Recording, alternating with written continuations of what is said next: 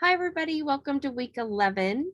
Uh, so, this week we are kind of wrapping up our work with dance and creative movement.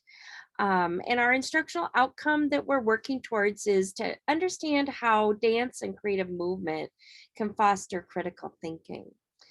Some questions we're going to use to drive our thinking are: how might dance and creative movement foster critical thinking differently than other forms of meaning making, thinking about visual representation, discussion, writing, etc.? And also, how might you use dance and creative movement in connection with other forms of meaning making to foster critical thinking across the curriculum? So, one of the dangers of the way I've set up this course, where we're working on one expressive mode at a time, is kind of not realizing that we can use multiple modes in our lessons. And I want us to start thinking about that. Like, it doesn't have to just be movement. We could also, have a visual representation with some creative movement and that kind of thing as well. So this week you're reading this PDF out of the Cornet book that focuses on the arts integration toolbox and seed strategies. And of course, our discussions are the seed strategy discussions this week.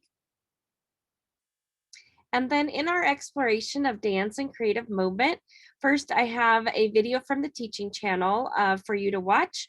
Um, that really helps us think more about the critical thinking piece. And there's some teaching channel had some great like guiding questions that I included here that I thought were really good to be thinking about as you're viewing that video. And then I have another one that is dancing a story. So thinking about how can students use dance and creative movement as a way to engage with stories that they have read. And then there is a resource here that is a downloadable PDF of a book called Creative Dance Integration, and it has lots of lesson plans by Erica Kravath, and I thought you might enjoy that. And then building on what we did last week with the brain dance, I've got some extra resources for you there.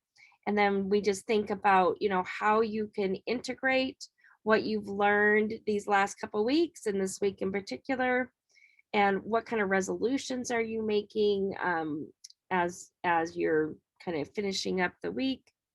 And then of course we have the arts integration assignment number 5 due on Sunday. All right, if you need anything, let me know.